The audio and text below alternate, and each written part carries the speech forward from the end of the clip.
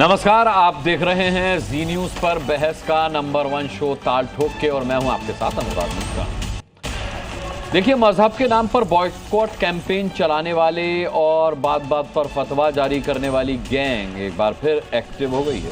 योगी आदित्यनाथ पर फिल्म बनी है Ajay the untold story of Yogi, जो आज देश भर में सिनेमाघरों में रिलीज भी हो गई है। जहां भारत में इस फिल्म को लेकर काफी चर्चा है, सिनेमाघरों में जय श्री राम के नारे लग रहे हैं, लेकिन इसी बीच मौलानाओं ने फतवा जारी कर दिया है और मुस्लिमों से अपील करते हुए कहा है कि इस्लाम में फिल्म देखना हराम है, जबकि हिंदू संगठनों और बीजेपी विरोध को मजहब के नाम पर योगी मोदी का विरोध और तुष्टीकरण की राजनीति को बढ़ावा देने वाला बता रहे हैं। क्योंकि योगी आदित्यनाथ पर बनी इस फिल्म को कई मुस्लिम देशों जैसे सऊदी, कतर में बैन लगा दिया गया है। वजह बताई जा रही है कि धार्मिक और राजनीतिक संवेदनशीलता, इसलिए हिंदू संगठन और योगी समर्थक फतवा को मजहबी कट्टरता बढ़ाने वाला बता रहे हैं। साथ ही मुस्लिम उम्मा के समर्थन में फतवा जारी करने का भी आरोप लगा रहे हैं। तो अब सवाल उठता है कि क्या फिल्म देखना इस्लाम में हराम है, या फिर मौलाना योगी पर बनी फिल्म को तुष्टीकरण की राजनीति के लिए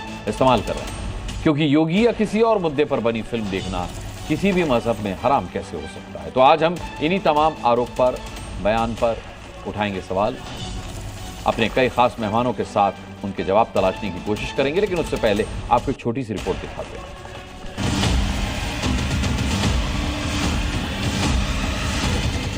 जो लोग भी फिल्म देखते हैं या फिल्म में काम करते हैं, वो नाजायज काम करते हैं, गुनहगार हैं। इसलिए इस तरह की फिल्मों को मुसलमान कतन न देखें।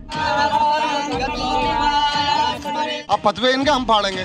अगर योगी जी के ऊपर ये किसी तरीके की भी इस तरीके की बातें करेंगे तो इनके फतवे फाड़ेंगे और हम आग लगाएंगे फतवों में भी। उनके कारनामे हैं वो पूरे सही तरीके से कैसे दिखाए जा सकते हैं। फिल्म देखेंगे और फिल्म को दिखाओगे भी। अच्छा। और अपने सब हिंदुओं से हम उसकी आवाज उठाएंगे और दिखाने के लिए वो करेंगे। मौलवी के हिसाब से मौलवी कह रहे हैं, हम मौलवी थोड़ी हैं। तो आप देखेंगे? हमारे देश के नेता हैं, मुख्यमंत्री हैं हमारे, हम उनकी फिल्म जरूर देखना चाहेंगे। उत्तर प्रदेश के मुख्यमंत्री योगी आदित्यनाथ, हम क्यों नहीं देखेंगे भाई? पिक्चर देखने में क्या प्रॉब्लम है? इस फिल्म के ऊपर जिहाद और फतवे जारी हो रहे हैं, इसलिए सर्वाधिक हम सभी हिंदुओं पर यह जिम्मेदारी बनती है कि इस फिल्म को ज्यादा से ज्यादा देखकर जिहाद और फतवे के षड्यंत्र को समाप्त करें।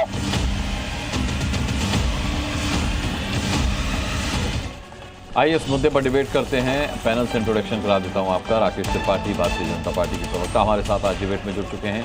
प्रोफेसर संगीत रागी, राजनीतिक विश्लेषक, हमारे साथ डिबेट में रहेंगे। इसके अलावा मौलाना शहाबुद्दीन रिजवी साहब हमारे साथ जुड़ेंगे, AIMJ के अध्यक्ष। हमारे साथ विजय शंकर तिवारी, विश्व हिंदू परिषद के प्रवक्ता, इस डिबेट का हिस्सा रहेंगे। राकेश उपाध्याय, वरिष्ठ पत्रकार, यहाँ मेरे साथ स्टूडियो में मौजूद हैं। डॉक्टर अजीज खान, प्रवक्ता हैं समाजवादी पार्टी के, वो हमारे साथ रहेंगे।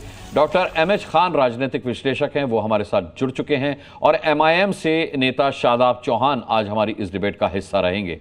सबसे पहले डॉक्टर MH खान साहब, आपको लाता हूं क्योंकि आप आज के पैनल में सबसे ज्यादा बुजुर्गवार और सबसे ज्यादा अनुभवी हमारे पैनलिस्ट हैं। MH खान साहब, ये जो फतवा जारी किया गया है, इसमें कहा गया है कि इस्लाम में फिल्म देखना हराम है, जबकि मुझे याद है कि ईद पर सलमान खान की जब कोई फिल्म रिलीज होती है तो भाईजान की फिल्म देखने के लिए मतलब रिकॉर्ड तोड़ भीड़ पहुंचती है वहां पर, और हमारे मुस्लिम भाइयों की ही होती है। तो अगर फिल्म देखना हराम है तो फिर वो कौन लोग होते हैं? या फिर अगर फिल्म देखना हराम नहीं है तो फिर सिर्फ योगी आदित्यनाथ पर बनी फिल्म देखना क्यों हराम है? नहीं, देखिए, योगी आदित्यनाथ जी के ऊपर जो फिल्म बनी है वो क्या कहती है, वो क्या कह रही है?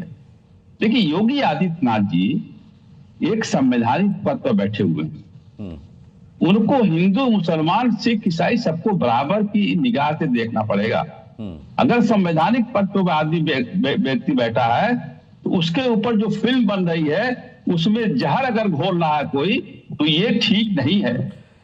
मैं आपको आपने फिल्म देखी? नहीं, आपने फिल्म देखी, आप भी मानते हैं फिल्म देखना इस्लाम में हराम है? नहीं, मैं फिल्म नहीं देखता हूं। नहीं, तो आप जब आप फिल्म देख ही नहीं रहे तो फिर आपको कैसे पता उसमें जहर बोया गया है या फिर उसमें धार्मिक उन्माद? तो ये तो कह रहे हैं लोग, ये तो कह रहे हैं लोग ना। अरे कहे पे आप यकीन कर, पब्लिक डोमेन में आ रही है। MH खान साहब, पब्लिक डोमेन में आ रही है, आप कहे सुने पर यकीन कैसे कर सकते हैं? आप क्यों नहीं, आप भी कहे सुने पर यकीन करेंगे? हमको अरे हम तो बिल्कुल नहीं, हम तो जब तक परख नहीं लेते तथ्यों को तब तक एक खबर नहीं चलाते। हम कहे सुने पे खबर चलाने लगे एमएस खान साहब तो आप डिबेट में आना बंद कर देंगे। अरे भाई मेरे मोबाइल पे ही आ रहा लोगों का, मेरे मोबाइल पे ही आ रहा है। हाँ। जिम्मेदार लोगों का आ रहा है कि ये फिर वही बात कहता हूं मैं। जरा आपने किसी एक जिम्मेदार, सुनिए एमएस खान साहब, किसी जिम्मेदार ने जिसने आपको ये भेजा व्हाट्सएप पर, उससे पूछा कि भाई तुमने फिल्म देखी कि नहीं? जी पूछा मैंने। हाँ पूछा मैंने, उन्होंने कहा फिल्म देखी है मैंने। अच्छा। उसमें सब समाज की बात नहीं कही जा रही, उसमें हिंदू मुसलमान किया जा रहा है। अच्छा। ये ठीक नहीं है, मैं कह रहा हूं ये ठीक नहीं है। देश के संविधान, अगर ऐसा किया जा रहा है तो बिल्कुल ठीक नहीं है, मैं भी आपके साथ खड़ा हूं फिर तो। हाँ नहीं, देश का संविधान क्या कहता है? देश का संविधान कहता है कि अगर आप संविधान की कसम खा लिए हैं तो संविधान और देश में जो मान्यता है उसके हिसाब से चलना पड़ेगा। कोई फिल्म बना दे किसी के ऊपर, क्या मतलब इस पे कूदना? क्या कूद रहे हो आप? देखो ना, रोज मर्डर हो रहे हैं, रोज बलात्कार हो रहा है, रोज कत्ल हो रहा है। अभी कानपुर में देखिए किसी ने पोस्टर लगा दिया, आई लव मोहम्मद सल्लल्लाहु अलैहि वसल्लम, उस पर एफआईआर हो गया। किसी ने मुरादाबाद में लगा दिया तो 200 लोगों पर एफआईआर हो गया। ये क्या है? उत्तर प्रदेश में क्या हो रहा है ये? अरे अपने इष्ट को अगर हम नहीं लव कर सकते हैं तो किसको कहेंगे लव? नहीं, किसी ने रोका है? मुझे ऐसा कोई समाचार मिला नहीं कि अपने इष्ट को लव करने पर या अखलाक पर किसी को आपत्ति हो। लेकिन एमएस खान साहब, मैं चलिए लौटूंगा। राकेश त्रिपाठी जी तो बड़े गंभीर आरोप एमएस खान साहब लगा रहे हैं। क्या हो रहा है उत्तर प्रदेश में? आई लव अल्लाह लिखने पर एफआईआर हो रही है, फिल्म के अंदर धार्मिक उन्माद और सांप्रदायिक तनाव फैलाने की कोशिश की जा रही है फिल्म के जरिए से, वहां पर हिंदू मुस्लिम किया जा रहा है। कह रहे हैं उन्होंने तो फिल्म नहीं देखी खान साहब ने, लेकिन उनके मित्रों ने देखी, वो बता रहे हैं कि भाई फिल्म तो जो है धार्मिक उन्माद फैलाती है।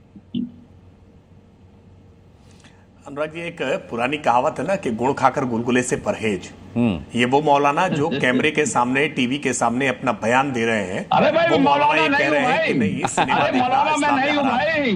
अरे राकेश त्रिपाठी, तुम्हारे साथ अयोध्या में रहा हूँ मैं। अरे भाई, तुम्हारे साथ अयोध्या में रहा हूँ मैं, मौलाना नहीं हूँ।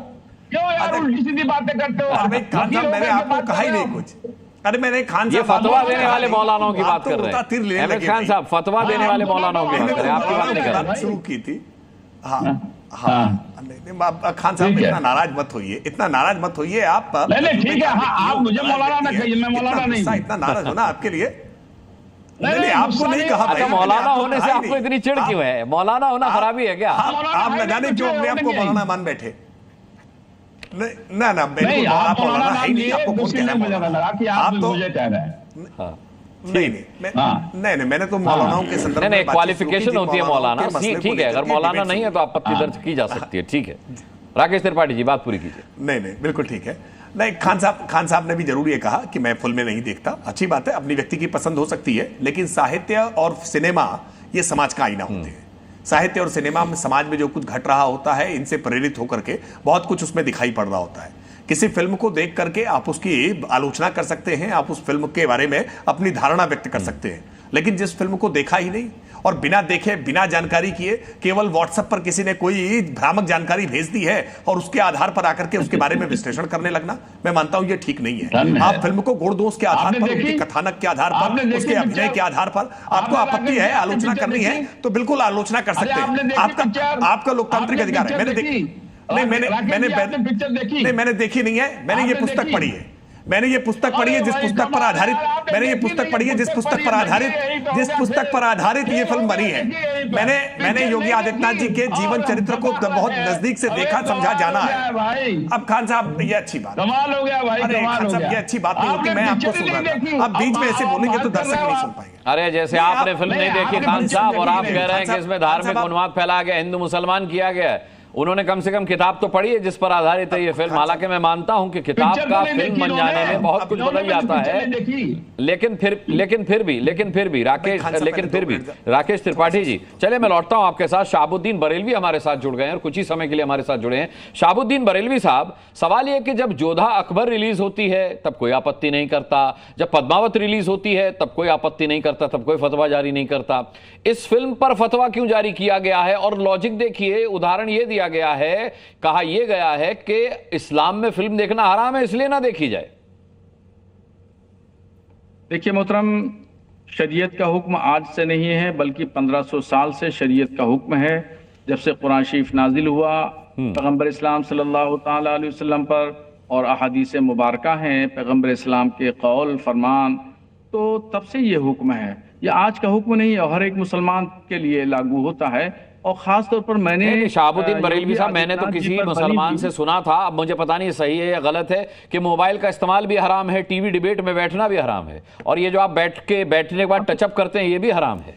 क्या ऐसा सच है? हाँ देखिए आपने, मैं तो नहीं आया हूँ टीवी पे, मैं नहीं आया हूँ, आपने बुलाया है, आपकी हाजत और आपकी जरूरत को पूरा करने के लिए मैं आ गया हूँ। आप ये नहीं कह सकते हैं आपके ऑफिस से जरूरत पूरा करना है, आरएसएस का एजेंट मुझसे जो है हुक्म, ये आरएसएस का एजेंट है। शादाब भाई आता हूँ, मैं नाजायज का ही हुक्म देता हूँ। कोई भी मुझसे शरई मसला पूछता है तो मैं नाजायज का ही हुक्म देता हूँ। और आपके ऑफिस में कोई मुझसे नहीं बता सकता है मेरे बारे में कि मैंने कभी फोन करके आपसे कहा कि मुझे शामिल करिए, मुझे बिठाइए। नहीं, ऐसा तो कोई नहीं कहता, ऐसा कोई नहीं कहता। इस पैनल में जितने लोग बैठे किसी ने नहीं कहा हमें बुलाइए, आप सब गणमान्य हैं, हमें जरूरत होती है हम आपको बुलाते हैं, आमंत्रित करते हैं।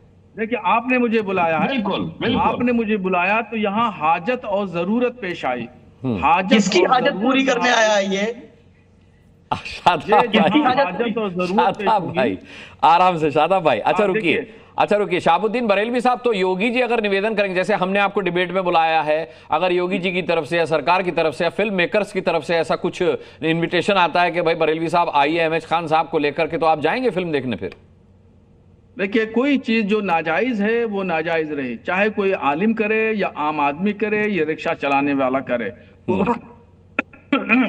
फेल यानी काम किसी मुसलमान के करने से नाजायज काम जायज नहीं हो सकता, और जायज काम नाजायज नहीं हो सकता। हाँ, उसका जो है जिम्मेदार वो शख्स होगा, जो शख्स नाजायज काम कर रहा है वो शख्स जिम्मेदार होगा, गुनहगार होगा।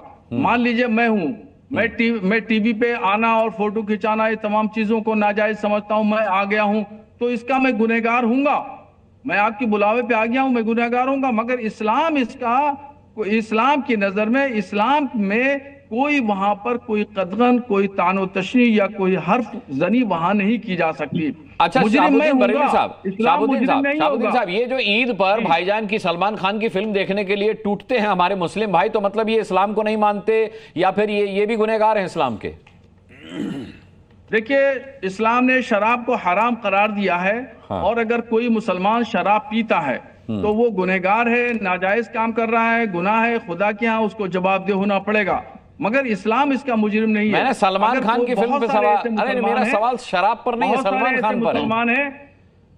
हाँ, कोई भी, यानी कोई सलमान खान हो या XYZ, कोई भी मुसलमान हो, छोटा मुसलमान हो या बड़ा मुसलमान हो, अमीर हो या गरीब हो, आलिम हो या फाजिल हो या आम किस्म का मुसलमान हो, कोई भी शख्स अगर शरीयत के उसूलों के खिलाफ करेगा होगा, गुनहगार होगा। फिर उनके गुनाहों की सजा कौन देगा? मतलब ये तो फिर सलमान खान की फिल्म आ जाएगी ईद पर, फिर ये गुनहगार फिल्म देखने के लिए जाएंगे। इतना गुनाह कर रहे हैं, इनको सजा कौन देगा?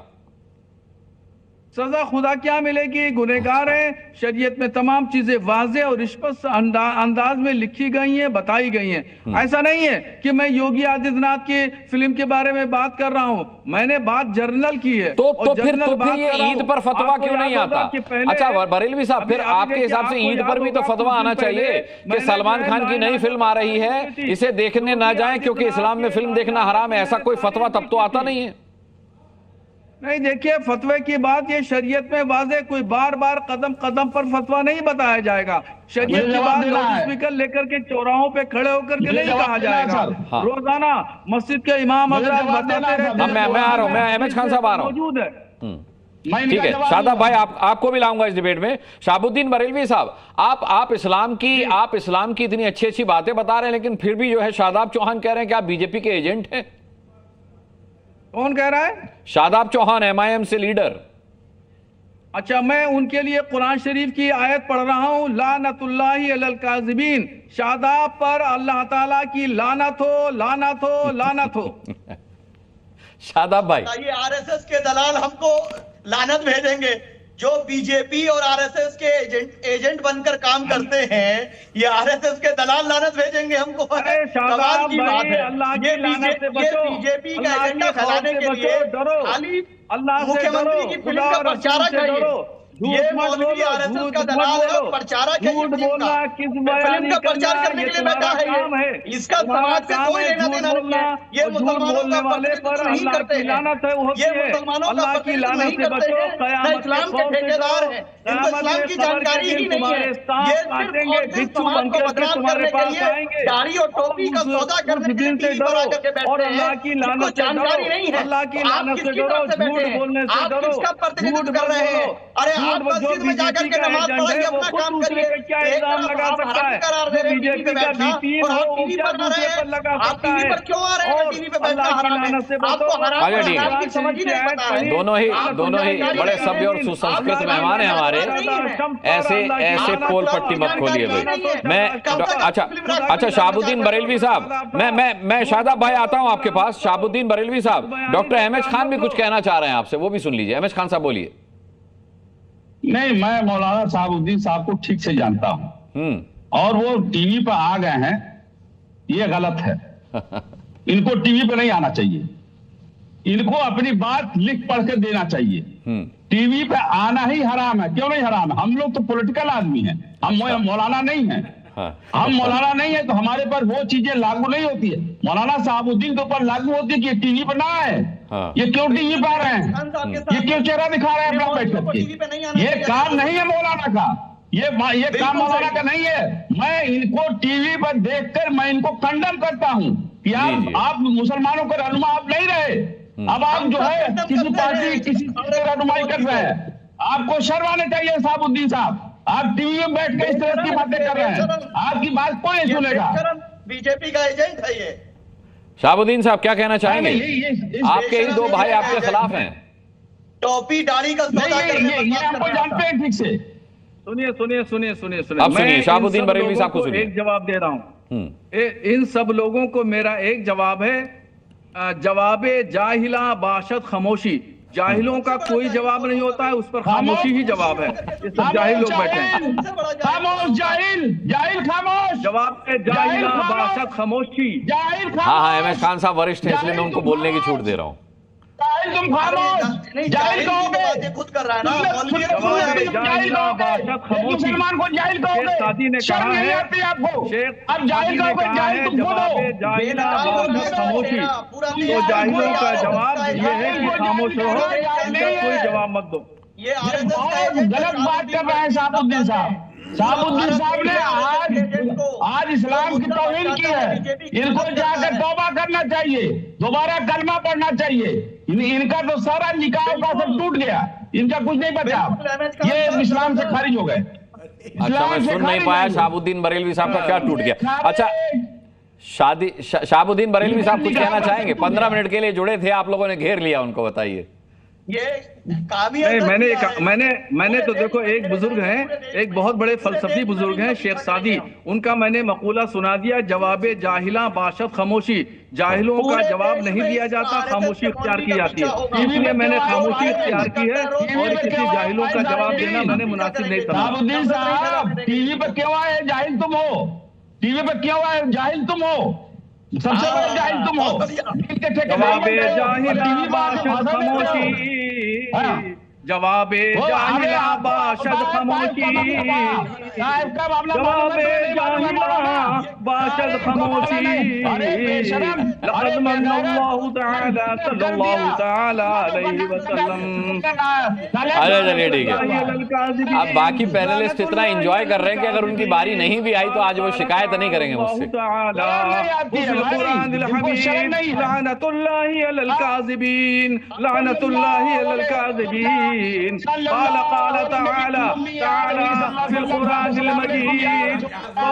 कर रहे हैं शहाबुद्दीन बरेलवी साहब? शहाबुद्दीन बरेलवी साहब फतवा पढ़ रहे हैं क्या? अल्लाह ताला झूठों पे लानत भेजता है।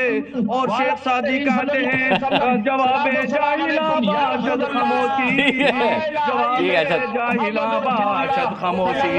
जाहिलों का जवाब खामोश रहना होता है, जवाब नहीं दिया जाता। शेख सादी ने खुद कहा है, इस वजह से मैं इन जाहिलों का कोई जवाब नहीं दे रहा हूँ। खामोश हूँ, खामोश हूँ। कुरान शरीफ का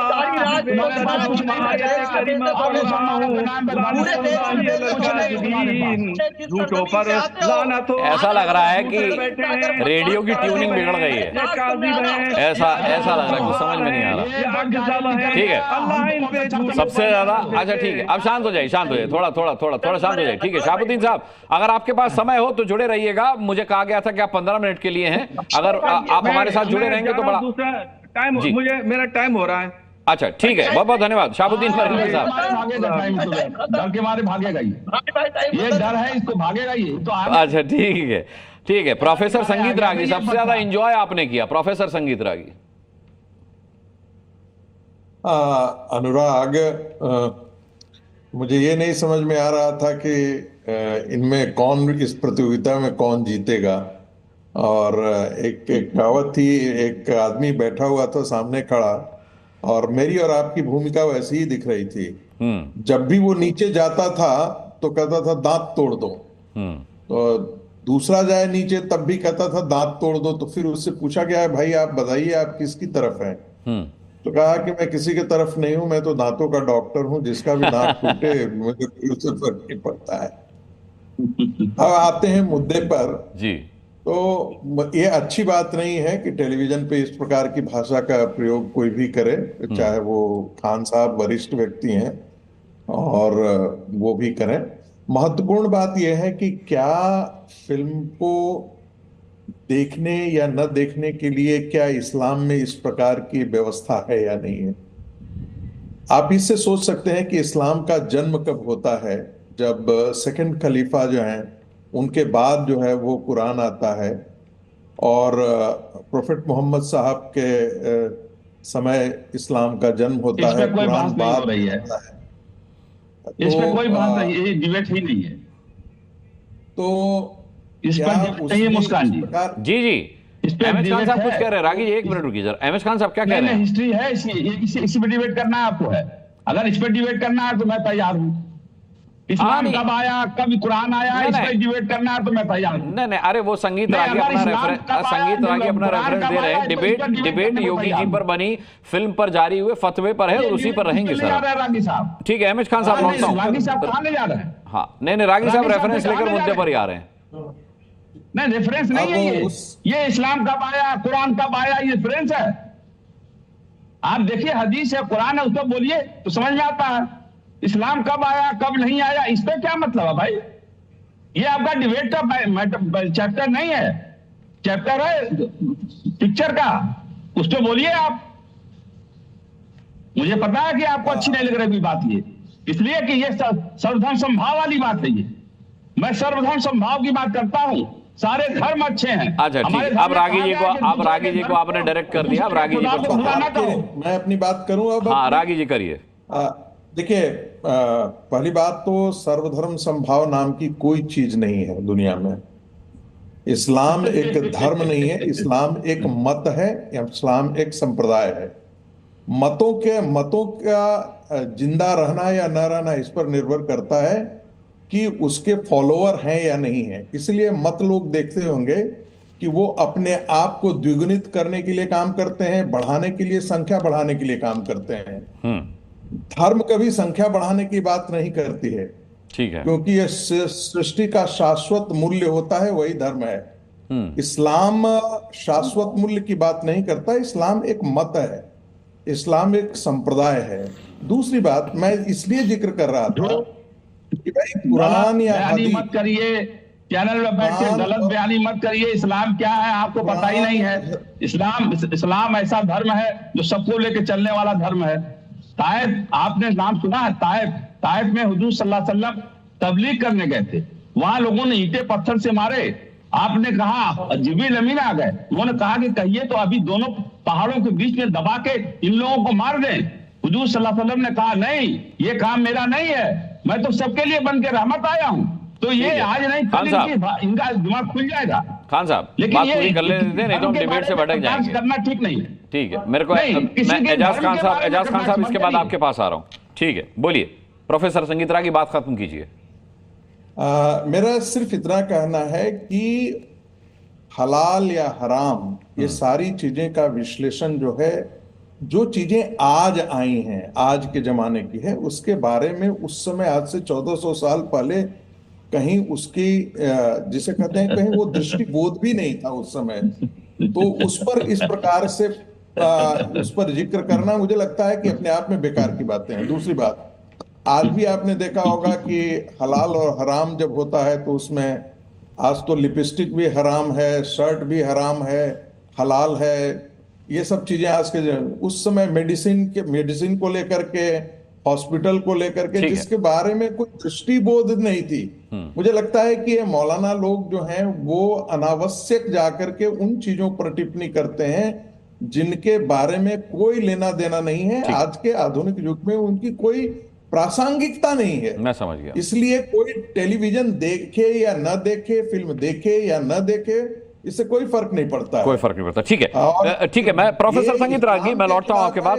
शादाब भाई ऑफिशियली आपके पास आऊं, उससे पहले डॉक्टर अजीज खान साहब हमारे साथ समाजवादी पार्टी से हैं। डॉक्टर अजीज खान साहब, आपने फिल्म देखी क्या? देखिए अनुराग भाई, फिल्म तो नहीं देखी मैंने, लेकिन ट्रेलर देखा है मैंने। अच्छा। और ट्रेलर में बहुत सारी चीजें देखी और मुझे ऐसा लगा कि जब बड़े साहब के ऊपर फिल्म बन गई तो छोटे साहब के ऊपर भी फिल्म बननी बहुत जरूरी थी। और मुझे लग रहा उसी चीज को देख करके फिल्म बनी है। मुझे लग रहा कि जो ये कंपटीशन की बात है कि साहब मैं आगे कि वो आगे, तो मुझे लग रहा है कि योगी जी जीत गए। मैंने देखा फिल्म इनकी जो इनके ऊपर बनाई गई है वो यकीनन बहुत प्रभावशाली है। और मुझे यह लग रहा है कि जो पहले फिल्म 2019 में बनाई गई थी उस फिल्म से यह फिल्म ज्यादा बेहतर है। अच्छा, किन मायनों में? अगर इस फिल्म में कुछ और चीजें डाल दी जाती, सर इस फिल्म में कुछ और चीजें डाल दी जाती, मुझे लग रहा है कि तमाम जो उत्तर प्रदेश में बड़ी बड़ी समस्याएं हैं, चूंकि इस प्रदेश के मुख्यमंत्री हैं, तो जब मुख्यमंत्री जिन जिन चीजों को का सामना करता है, जो जो चीजें उसके सामने आती हैं, तो मेरे ख्याल से सारी सच्चाई को रखनी चाहिए। लेकिन मुझे अफसोस इस बात का है कि जो मैंने ट्रेलर देखा उसमें बहुत सारी सच्चाई नहीं है। अगर सच को परोसा जाता तो मुझे लग रहा और बेहतर होता, फिल्म और शानदार बनती। और मैं तो चाहूंगा कि हो सकता है आने वाले वक्त में जो अगली फिल्म बने माननीय योगी जी पे, तो मुझे लग रहा वो सारी समस्याएं भी जो उत्तर प्रदेश की हैं उनको भी डाली जाएंगी, तो मुझे लग रहा वो ज्यादा असरदार होंगी। एक बात आप समझिए अनुराग भाई जी।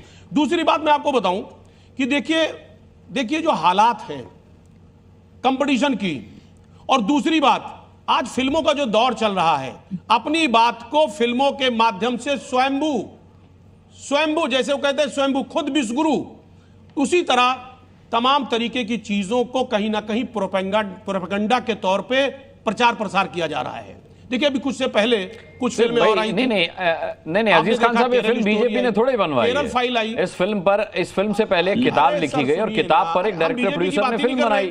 भैया बैठ जाओ। हम देखिए सर, मैं कह रहा हूं मैं बीजेपी की बात ही नहीं कर रहा हूं, मैं तो फिल्म की बात कर रहा हूं, मैं तो केरल स्टोरी की बात कर रहा हूं, मैं तो कश्मीर फाइल की बात कर रहा हूं। अच्छा सर देखिए एक बात आप जानिए, अगर अपनी बात या अपना प्रचार प्रसार अगर फिल्मों के माध्यम से ही करना है तो मुझे लग रहा है ये बेहतर रास्ता है, इसमें कुछ कहा नहीं जा सकता। लेकिन वास्तविकता कुछ और है, और उस वास्तविकता को मुझे लग रहा है कि जो निर्देशक महोदय हैं उनको दिखाना चाहिए। और जो राइटर हैं साहब शांतनु गुप्ता जी, उन्होंने जो लिखा तो इसमें कोई दो राय नहीं, लेकिन बहुत सी चीजों को छोड़ दिया। मुझे लग रहा है कई ऐसी चीजें छूट गई हैं जो मुझे लग रहा है कि उनको लिखना चाहिए। एक बात आप समझिए अनुराग भाई, और एक बात और जानिए कि देखिए कुछ ऐसे लोग हैं जो अननेसेसरी इसको हाइप देने की कोशिश कर रहे हैं, तमाम तरीके की बातें, फतवा और तमाम बातें। देखिए मैं उसके खिलाफ हूं, इसलिए क्योंकि देखिए एक फिल्म बनी है, उसकी सच्चाई पर चर्चा होना चाहिए, और इस प्रदेश के लोगों को इस बात पर जरूर ध्यान देना चाहिए कि सच्चाई क्या है और दिखाया क्या जा रहा है। आज देखिए बेरोजगारी किस कदर बढ़ गई है, महंगाई चरम पर है, शासन प्रशासन किस तरह लाचार है। आज जो अधिकारी है वो कंट्रोल में नहीं रह गया। अरे अजीज भाई, आपने फिल्म देखी नहीं, ट्रेलर देखकर ही आप फिल्म की समीक्षा करने लगे। ट्रेलर देखकर ही आप फिल्म की समीक्षा करने लगे। ये सब फिल्मों में आनी चाहिए। अरे मैं ये कह रहा हूं, मैं तो फिल्म की बात तो कर रहा हूं सर। अरे अनुराग भाई, मैं तो फिल्म की बात कर रहा हूं ना। फिल्म तो आप समझिए, फिल्म तो फिल्म होती है, सब सच्चाई बयान करती है। तो अगर वो फिल्म में बातें आती तो मुझे लग रहा है प्रभावशाली कल, और जितनी वास्तविकता होगी रागी जी कुछ कहना चाह रहे हैं, प्रभावशाली होगी उतने ज्यादा चलेगी। अजीज भाई रागी जी कुछ कहना चाह रहे हैं। अजीज भाई, कल शांतनु कुछ पत्रकारों को बुला रहे हैं, उसमें आप भी ज्वाइन कीजिए 12:30 बजे। हम भी मिलेंगे आपसे, आइए ना, फिल्म देखते हैं। नहीं, बिल्कुल आपका जो सलाह है संगीत भाई, बिल्कुल उम्मीद है अगर मौका मिला तो मैं जरूर शामिल होऊंगा, बढ़िया बढ़िया। विजय शंकर तिवारी जी, बड़ा अच्छा एंगल अजीज खान साहब ने दिया कि ये जो लोग फतवा जारी कर रहे हैं कि फिल्म मत देखिए, इस्लाम में हराम है, ये भी फिल्म को हाइप देने का एक तरीका है। इसके जरिए से वो फिल्म को हाइप दे रहे हैं, फिल्म को फायदा पहुंचेगा इससे, उनका मानना है। और उनका ये भी मानना है कि फिल्म में सभी सच्चाई नहीं दिखाई गई है, सिर्फ योगी जी का महिमा मंडन किया गया है। वैसे भी अनुराग जी, जब कोई प्रोड्यूसर कोई फिल्म बनाता है तो जनता का मूड भाप करके बनाता है, ये फिल्म चलेगी कि नहीं चलेगी। और वैसे भी उत्तर प्रदेश की अराजकता को देश ने देखा है, दुनिया ने देखा है। और मैं तो उत्तर प्रदेश का रहने वाला हूँ, मैंने रोज़ देखा है जब विरोधी सरकारें थी। यानी 4 बजे 5 बजे के बाद 6 बजे के बाद महिलाएं निकलती नहीं थी। आए दिन बलात्कार होते थे, हत्याकांड होते थे, चौराहे पर गोली मारी जाती थी। और ये परिस्थिति में योगी जी ने उत्तर प्रदेश में एक शासकीय प्रशासकीय व्यवस्था स्थापित की है। आज दुनिया से भी वहाँ लोग बड़े निर्द्वंद होकर घूमने आते हैं। तो ऐसी फिल्म के नायक को देश देखना चाहता है, ये सोच करके निदेशक ने ये फिल्म बनाई है। रही बात देखने की नहीं देखने की, तो देश की 140 करोड़ जनता है, जिसकी इच्छा है देखे, जिसकी इच्छा न देखे। और कोई भी फिल्म पूरा देश नहीं देखता है, पूरा फिल्म नहीं देखता है। नहीं तो आप मान रहे हैं कि मतलब योगी के विकास कार्यों, योगी के विकास कार्यों से जनता उतनी जागरूक नहीं है, वो उसको उतना नहीं जान पा रही सीधे किए गए कामों के तौर पर, जितना कि वो फिल्म के जरिए जान पाएगी। देखो ऐसा है, हाँ अनुराग जी, फिल्म के जरिए विकास भी देखता है आदमी, और वहाँ की शासकीय प्रशासकीय क्षमता भी देखता है। और वहाँ विकास तो ऐसी चीज़ जो दिखाई पड़ती है, तो लोगों को दिखाई पड़ता है। मैं उत्तर प्रदेश का रहने वाला, कोई विदेश का रहने वाला नहीं हूँ। मैं सब कुछ देख रहा हूँ कि आज से कुछ वर्ष पहले कैसा था और आज कैसा है। तो अपने नायक को लोग चुनते हैं और उसकी फिल्म देखते हैं। रही बात फतवा की और हराम की, तो कितनी चीज़ें हैं जो ये मानते हैं। चौराहे पर किसी सड़क पर नमाज नहीं करना चाहिए, आए सड़क पर नमाज करते रहते हैं। ब्याज नहीं खाना चाहिए, हर आदमी का बैंक में खाता है और ब्याज खाता है। तो कितने इस्लामिक लोग हैं, कितना इस्लाम को मानते हैं और कितना फतवा को मानेंगे, ये एक विषय आज प्रश्न चिन्ह बन करके खड़ा है। और हमने देखा, सुना है कई लोगों को कह रहे थे हम तो देखने जाएंगे, कोई कर ले क्या करेगा। तो हर व्यक्ति समाज का ये फिल्म देखने जाएगा, ये कितने भी फतवा जारी कर लें। एमएच खान साहब, आप हंस जरूर रहे, लेकिन देखिए इनविटेशन पर डॉक्टर अजीज खान तैयार हो गए कि भाई वो फिल्म देखने जाएंगे कल संगीत रागी के साथ। राकेश उपाध्याय, एक फिल्म को फिल्म के तौर पर लिया जाना चाहिए, उसे राजनीतिक मुद्दा नहीं बनाया जाना चाहिए। आप मानते हैं कि मौलाना अगर फतवा जारी करके कह रहे इस्लाम में फिल्म देखना हराम है, योगी पर बनी फिल्म देखने ना जाओ, तो वो फिल्म का राजनीतिकरण किया जा रहा है? राकेश जी ने अजीज खान को बुलाया, हमको तो नहीं बुलाया ना। नहीं, अजीज खान को पसंद आए, आपको बुलाएंगे तो आप जाएंगे? क्या पसंद आए? नहीं, हमको कहाँ बुलाया, आप जबरदस्ती है। अरे रागी जी बुला लीजिए भाई, एमएच खान साहब को भी बुला लीजिए, इनवाइट कर लीजिए। नहीं, हमको तो बुला ही नहीं रहे हैं। बुलाइए भाई खान को, मैं अभी इनवाइट करवा दूं। सब बुलाइए, सब परिवार बुलाइए। नहीं बुलाइए। शांतनु गुप्ता बोल रहे हैं, शांतनु गुप्ता एक किताब नहीं लिखे हैं, 7 किताब लिखे हैं, 7 किताब योगी जी पे लिखे हैं। 1-2 नहीं, 7 किताबें लिखी हैं, 7 फिल्में बनेंगी। शांतनु गुप्ता जी ने योगी जी पर 7 किताबें लिखी हैं और 7 फिल्में बनेंगी। अभी ये पता नहीं है किसी को। ठीक है राकेश उपाध्याय जी। अभी तो उत्तर प्रदेश में जो फिल्म असल में चल रही है, सब लोग उसका मजा लीजिए। हाँ। और योगी जी की फिल्म अभी खत्म नहीं हुई है, अभी तो शुरू हुई है। और उसके कतर और सऊदीया तक हलचल मच गई है। मैं मानता हूं कि इस्लाम के पहले अरब में कहानी सुनाने सुनने की परंपरा थी कि नहीं थी, इस पर तो एमएच खान साहब ज़्यादा रोशनी डालेंगे। लेकिन एक बात जो रिकॉर्ड में दर्ज है कि उम्मेद वंश के खलीफाओं का जब शासन आया तो उन्होंने इब्न उल मुख्फा को पहली बार भारत भेजा था कि भाई कुछ हमारे मनोरंजन की चीज़ लेकर आओ, मिल जाए तो अमृत लेकर आ जाओ। तो इब्न उल मुख्फा भारत आए और पूरा उन्होंने भ्रमण किया और लेकर क्या गए, तो वो एक कहानी को कॉपी करके ले गए, अनुवाद करके ले गए अरबी में। उस कहानी स्टोरी जो कलेक्शन था, कहानी संग्रह था, उसका नाम भारत में पंचतंत्र है और उसमें 2 कैरेक्टर हैं, उन दोनों का नाम है करकट और दमनक। तो इब्न उल मुख्फा ने उस कहानी का शीर्षक ही लिख दिया कलीला व दिमना। अरब के पूरे इतिहास में ये पहला स्टोरी कलेक्शन है जो बाद में ट्रांसलेट हुआ, जिसको बरजोय ने पर्शियन में ट्रांसलेट किया और फैल गया, ऐसा फैला कि घर घर वो कहानी पहुंच गई। तो कहानी, पर वो तो लिटरेचर था ना, लिटरेचर था, वो कहानी ही नाट्य में बदलती है। अच्छा, पहले स्क्रिप्ट आएगी, आप नाम लिया ना शांतनु गुप्ता जी का, उनकी किताब है, उन्होंने कहानी साथ लिख दी। तो जब स्क्रिप्ट आएगी तो थिएटर भी आएगा, फिल्म भी बनेगी। अब आपका मत है कि भाई वो हमारे मजहब के अनुसार फिल्म नहीं बन सकती। अरे फिल्म क्यों नहीं बनेगी? ये सारा जगत ही एक फिल्म चल रही है, आप हमको देख रहे हैं, हम आपको देख रहे हैं। तो ये फिल्म का विरोध नाजायज बात है, एक बात। नंबर 2 बात, फिल्म बनी है, मैंने देखी है और उसी तरह देखी है जैसे मैं योगी जी को पिछले 30 साल से देख रहा हूं। तो जैसा उस फिल्म में है ऐसा कुछ नहीं है जो उनके निजी जीवन में नहीं है या उनकी राजनीति में नहीं है। जो वो बोलते हैं डंके की चोट पर बोलते हैं, जो वो करते हैं डंके की चोट पर करते हैं, और जो उनका एजेंडा है वो कोई ढका छुपा नहीं है, वो कोई ढका छुपा नहीं है। फिर कह रहा हूं कि उसके लिए कोई आपको चोला पहन करके छिपना पड़े। उनका एजेंडा क्लियर है, उनका एजेंडा क्लियर है, तुष्टीकरण किसी का नहीं, सबको न्याय मिलेगा। और क्या ये बता पाएंगे आप? क्या क्या चीज? हनुमान जी, योगी आदित्यनाथ जी ने कहा कि हनुमान जी दलित थे, आदिवासी थे, और एक उनका एमएलसी बुक्कल नवाब, उसने कहा मुसलमान थे। तो आप दोनों क्यों चर्चा क्यों नहीं कर रहे हैं जब योगी जी ने हनुमान जी को दलित बता दिया? बुक्कल नवाब अगर हनुमान जी को ऐसा कह रहे हैं तो आप हनुमान जी के ही वंशज हुए ना। बुक्कल नवाब की बात ले लें। कौन? नहीं, हनुमान जी दलित थे, आदिवासी थे। तो योगी जी है, सुन लीजिए, योगी जी के शिष्यों में बड़ी तादाद में मुसलमान हैं। नाथ संप्रदाय जो भारत का है उसमें बड़ी तादाद में सारंगी लेके मुसलमान घूमते हैं। आपको नहीं पता है तो मैं आपको बता दे रहा हूं। अरे सूफी सारे घूमते हैं, सारे भगवा पहन करके मुसलमान बड़ी तादाद में घूमते हैं। नाथ जोगियों में मुसलमान हैं, ध्यान रखिए इसको। अरे बात कमाल कर दिया आपने। अरे कमाल कर दिया, हम सच बोल रहे हैं। आप कहानी सुना रहे हैं जैसे वो सुना रहे, शांतनु गुप्ता सुना रहे हैं, वैसे आप बैठे सुना रहे हो। अरे भाई राज्यसभा जाना है, एमएलसी जाना है, बन जाइए, कोई दिक्कत नहीं है, पत्रकार है। अगर ऐसा बोलूं अपने पद से इस्तीफा दे दूं भाई साहब, एमएस खान साहब, आप तो बुजुर्ग हो चुके हैं, चला चली की बेला है, हमारा तो भी करियर है। अगर हम झूठ बोलेंगे कल इस्तीफा देके हट जाएंगे, इसलिए आपको पता नहीं है, आपको पता नहीं है। इसलिए नाथ संप्रदाय को समझ लीजिए पहले।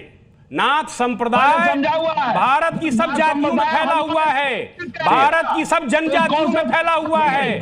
जाग मछंदर गोरखाया, ये नाथ संप्रदाय नेपाल की राजशाही से लेकर के केरल और दूर त्रिपुरा से लेकर के अफगानिस्तान तक फैला हुआ है। आपको पता नहीं है? बताइए, सब जानकारी कर लीजिए। नंबर 1, नंबर 2 बात आपने बहुत बोला, बताइए ना। अरे दलित थे कि आदिवासी थे? अरे भैया आप जाकर के उन्हीं से पूछिए ना, आदिवासी थे। अरे आप जाके उनसे पूछिए, आप उनसे जाके पूछिए।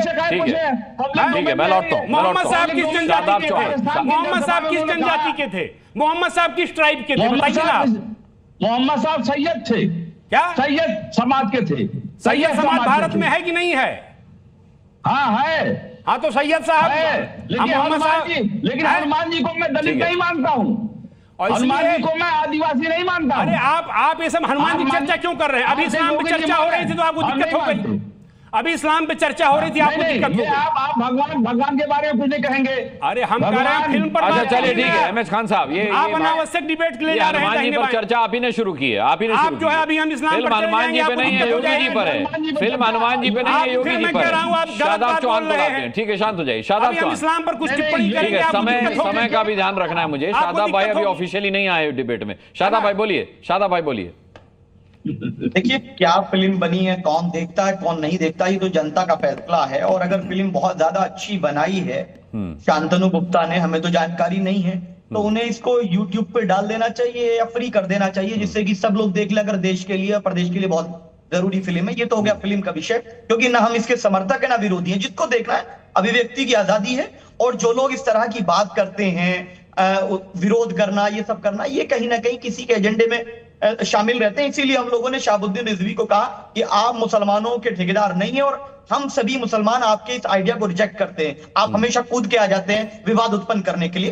राकेश भाई अगर कोई चीज कर रहे हैं, उनकी मर्जी है, उनको मुबारक हो, लेकिन हम क्या राकेश भाई नहीं कर सकते, ये गलत बात है। दूसरी चीज, जो कानपुर के संबंध में मेरा कंसर्न है कि आई लव मोहम्मद सल्लल्लाहु अलैहि वसल्लम लिखने पर जो FIR के ताल्लुक से पूरे देश भर में माहौल है, उसमें एक स्ट्रॉन्ग क्लैरिफिकेशन माननीय मुख्यमंत्री जी को करना चाहिए। क्योंकि जो भी मुसलमान हैं भारत के अंदर हो या पूरे विश्व में हो, वो अपनी जान से, माल से, माँ बाप से, औलाद, इज्जत, सबसे बढ़कर प्रॉफिट मोहम्मद सल्लल्लाहु अलैहि वसल्लम का एहतराम करता है, सब कुछ कुर्बान करता है।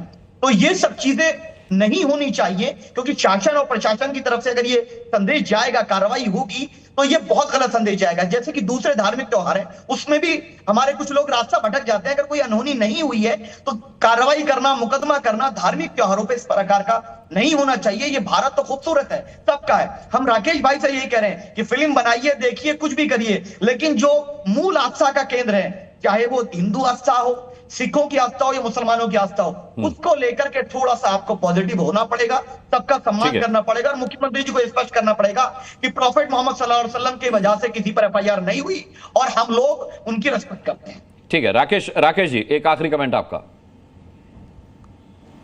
देखिए भाई, शादाब चौहान ने शहाबुद्दीन रिजवी को कहा कि वो संघ के और भाजपा के एजेंट है, दलाल है। मैं ऐसे शब्दों की निंदा करता हूं। और 2 दिन पहले ही अभी एक डिबेट में AIMIM को भी भाजपा के एजेंट और दलाल बता रहे थे। मैं इसकी भी निंदा करता हूं, और मैं स्पष्ट तौर पर इसको आपके चैनल के माध्यम से देख रहे दर्शकों के सामने बता रहा हूं। भारतीय जनता पार्टी का ना कोई एजेंट है, ना भारतीय जनता पार्टी के दफ्तर में किसी प्रकार के दलाल का प्रवेश वर्जित है पूरी तरह से। तो इसलिए शादाब चौहान साहब इस तरह की बातें टीवी पर आकर के लोगों को भ्रमित मत किया करिए, क्योंकि बहुत सारे लोग आपको ही भाजपा का दलाल बताया करते हैं। ऐसी बातें अच्छी। शहाबुद्दीन बरेलवी बोल गए, भाजपा की बी टीम बोल गए, निर्भर करता है। लेकिन मजहब के आधार पर अगर इसको आप इस तरह से बताने की कोशिश करेंगे तो निश्चित तौर पर इसकी आलोचना की जाएगी, क्योंकि फिल्में मजहब देख करके नहीं चला करती है। बस देश में शाहरुख खान हो, सलमान खान हो, आमिर खान हो, तमाम सारे ऐसे देश के तमाम शीर्ष अभिनेता किस किस मजहब के रहे हैं, कभी इस बात का ध्यान दिए बिना इस देश ने उनको सरमाथे बिठाया है। आप फिल्म को क्वालिटी के आधार पर देखिए। लेकिन योगी आदित्यनाथ जिसे आप नफरत करते हैं, योगी आदित्यनाथ जी को आप पसंद नहीं करते, तो इसके आधार पर आप मजहबी बात कहते हुए बाइकआउट करने की बात करेंगे तो निश्चित तौर पर इसकी आलोचना। ठीक है, हम तब भी विरोध करते हैं जब आमिर खान की फिल्म का कोई विरोध करता है, और हम तब भी विरोध करेंगे जब मुख्यमंत्री या प्रधानमंत्री या किसी के ऊपर भी बायोपिक बनेगी और उसका विरोध किया जाएगा। फिल्में मनोरंजन का एक माध्यम होती हैं, उनमें सत्य होता है, तथ्य होता है, और जब फिल्में किताब से निकल करके रुपहले पर्दे पर आती हैं तो फिर उसमें फिल्म के हिसाब से बाकायदा एक पैरामीटर सेट होता है जिस हिसाब से कहानी दिखाई जाती है। तो फिल्मों को फिल्मों की तरह देखना चाहिए, उन्हें सामाजिक या राजनीतिक द्वेष विद्वेष के चश्मे से नहीं देखा जाना चाहिए। बहुत बहुत धन्यवाद करना चाहेंगे सभी पैनलिस्ट का आज की डिबेट में शामिल होने के लिए। आप दर्शकों का भी ताल ठोक के देखने के लिए बहुत बहुत धन्यवाद। अगली मुलाकात तक के लिए अपना बहुत बहुत ख्याल रखिएगा। मुझे अभी के लिए इजाजत दीजिए, नमस्कार। ग्राउंड ब्रेकिंग एंकर, जर्नलिस्ट और जी न्यूज के एडिटर। जोरदार तालियां फॉर मिस्टर राहुल सिन्हा।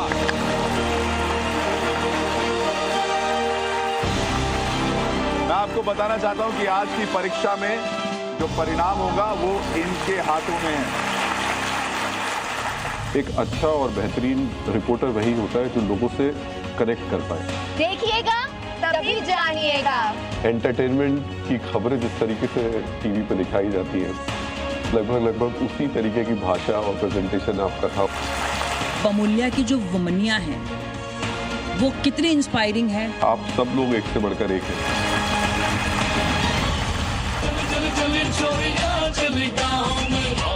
मजा